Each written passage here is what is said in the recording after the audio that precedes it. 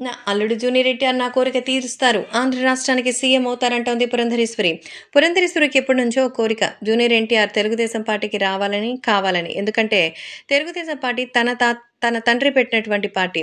ఆ పార్టీని అడ్డమైన వాళ్ళు పరిపాలన చేస్తూ ఇప్పుడు ఆ కుటుంబానికి సైతం అండగా నిలబడిన వారిని మరి ఈ రకంగా ఇబ్బంది పెట్టడం నేనైతే ఎక్కడా చూడలేదు.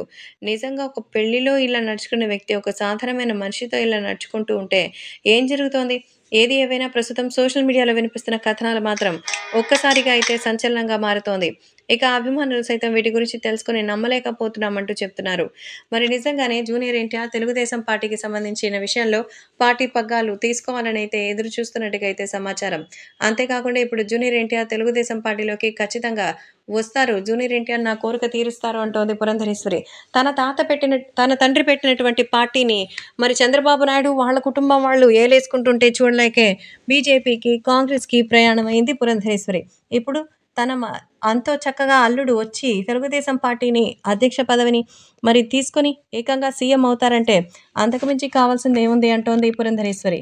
మరి జూనియర్ ఎన్టీఆర్ నిజంగానే పురంధరేశ్వరి కోరిక మేరకు తెలుగుదేశం పార్టీ పగ్గాలు చేపడతారా? తెలుగుదేశం పార్టీ పగ్గాలు కనుక తీసుకుంటే ఇక రాష్ట్ర వ్యాప్తంగా సంచలనమే. ఆ తర్వాత నుంచి అన్నీ కూడా ఎంతో విజయవంతంగా వస్తాయనేది సమాచారం. కాబట్టి ఈ విషయాలు కూడా ఎంతగానో వైరల్‌గా మారుతోంది.